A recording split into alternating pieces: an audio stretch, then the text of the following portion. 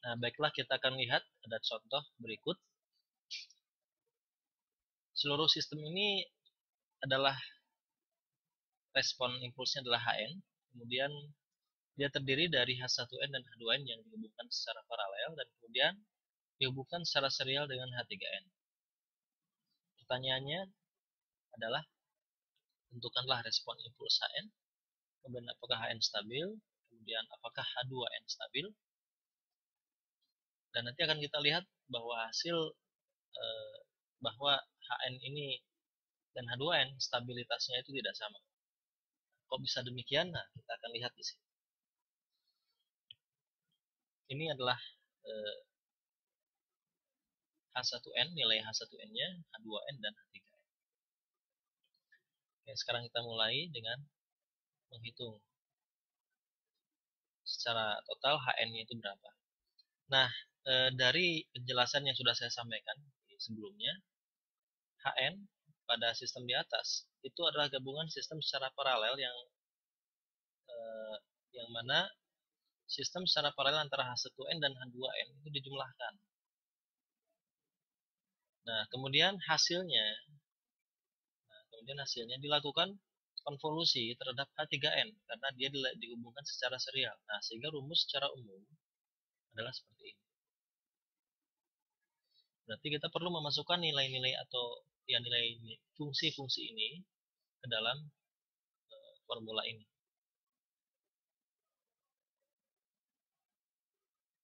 Nah, berarti kita masukkan saja. Ya, yang perlu diberikan penekanan di sini adalah bahwa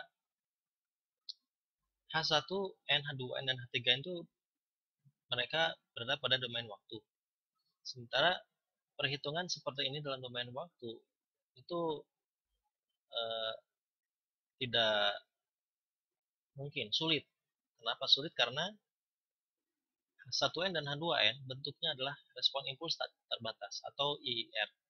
Sehingga agak menyulitkan kita untuk melakukan perhitungan dalam domain waktu. Nah, sehingga untuk menyelesaikan kasus ini harus kita lakukan dalam domain frekuensi. Maka kita harus mencari H1Z, H2Z, dan H3Z dulu. Nah, dalam domain frekuensi, kita akan dapatkan Hz. Hz sama dengan berarti H1Z ditambah H2Z, kemudian konvolusi menjadi perkalian, dikalikan H3Z. Nah, H1Z, dari sini kita dapatkan Z per Z min setengah. Sementara H2Z dari sini Z per Z min 2.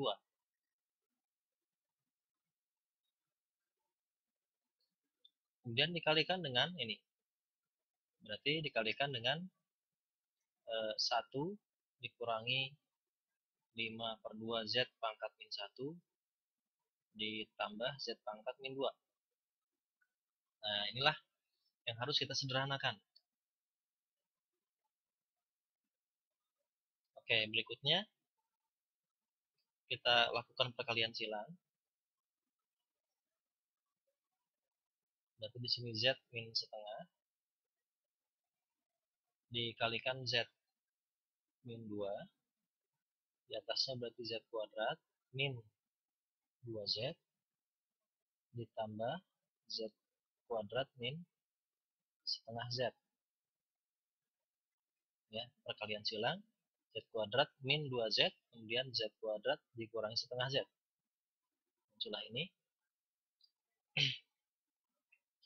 Kemudian bagian yang sebelah kanan ini kita kalikan dengan Z kuadrat supaya pangkatnya positif, maka kita kalikan Z kuadrat. Tapi kita siapkan juga Z kuadrat yang di bawah agar seimbang. Maka berarti ini kita kalikan menjadi Z kuadrat min 5 per 2Z ditambah 1. Dikalikan 1 per Z kuadrat yang akan menjadi Z pangkat min 2.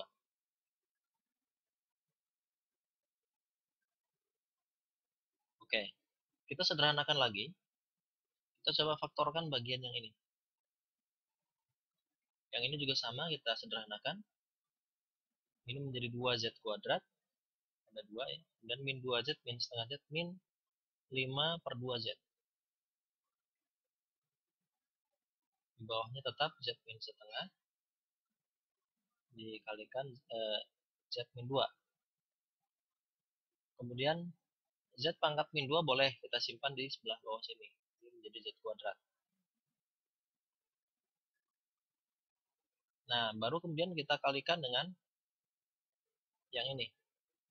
Nah, kita coba cek ini bisakah difaktorkan. Kita ngeceknya dengan rumus persamaan ABC ya. AZ kuadrat min plus BZ plus C.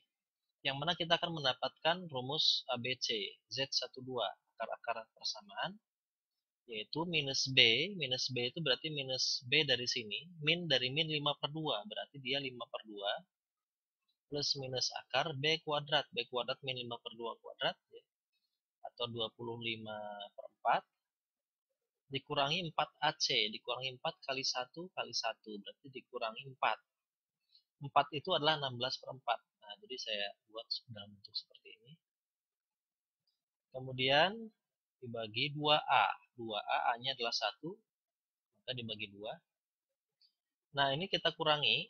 Ini kan 25 kurangi 16 itu adalah 9. 9 per 4. Sehingga menjadi 9 per 4. Akar 9 per 4 adalah 3 per 2. Sehingga kita dapatkan di sini 5 per 2 plus minus 3 per 2 dibagi 2. Berarti Z12 itu kita bisa mendapatkan Z1-nya adalah 5 per 2 tambah 3 per 2. 5 per 2 tambah 3 per 2, 8 per 2. 8 per 2 adalah 4. 4 bagi 2 adalah 2. Sementara Z2-nya adalah 5 per 2 dikurangi 3 per 2. 2 per 2, 1. 1 dibagi 2 setengah. Nah, kita dapatkan Z2-nya setengah. Sehingga kita bisa memfaktorkan di sini. Z dikurangi Z1 adalah Z dikurangi 2. Dan Z dikurangi Z2 adalah Z min setengah. Nah, kita bisa melihat ini sama persis. Maka ini bisa kita coret. Kita coret sehingga sisanya adalah ini dibagi ini. Berarti kalau saya sederhanakan lagi, itu akan menjadi 2 dikurangi 5 per 2 Z pangkat min 1. Nah, inilah HZ totalnya. Yang berarti kalau saya lakukan inverse HN, maka akan menjadi 2 do N dikurangi 5 per 2 do N min 1. Nah, inilah respon impuls secara total dari sistem di atas. Jadi ternyata jadi sederhana. Apakah HN stabil? Apakah HN stabil? Ini stabil karena dia adalah respon impuls terbatas. Nah, respon impuls terbatas di mana polnya kalau kita perhatikan di sini itu adalah 0. 0 dan dia lebih kecil dari jadi dari sini kita akan dapatkan pol itu Z12 itu sama dengan 0. Nah, dia berarti ada di dalam lingkaran satuan.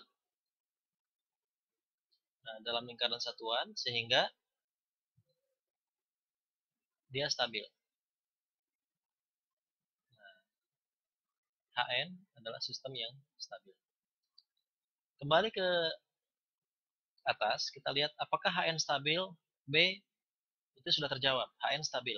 Kenapa? Karena polnya lebih kecil dari lingkaran satuan. Kemudian apakah H2N stabil? H2N adalah ini. 2 pangkat NUN. Nah, H2N sama dengan 2 pangkat NUN. Yang berarti bahwa H2Z itu sama dengan Z dibagi dengan Z minus 2. Kita bisa melihat dari sini saja polnya Z sama dengan 2. Pol itu Z sama dengan 2. Yang berarti dia lebih besar dari 1. Nah, maka H2N itu tidak stabil. Nah, pertanyaannya kenapa H2N tidak stabil, tapi HN secara keseluruhan stabil? Itu pertanyaan yang D. Nah, pertanyaan D ini terjawab ketika kita melihat yang ini. Ternyata yang membuat dia tidak stabil itu adalah Z-2. Dan Z-2 ini ternyata terhapus.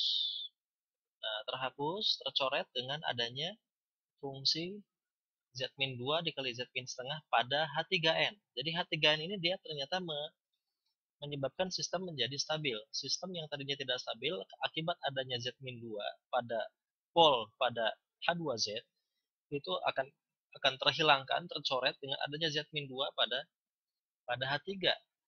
Sehingga H3N inilah yang menjadi penyebab H3N menjadi sistem yang menstabilkan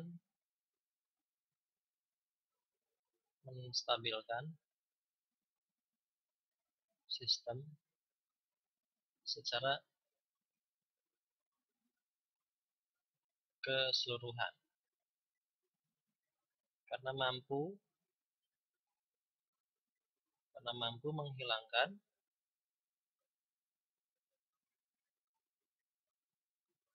komponen ketidakstabilan pada H2N. Atau istilah lainnya adalah H3N menjadi kompensator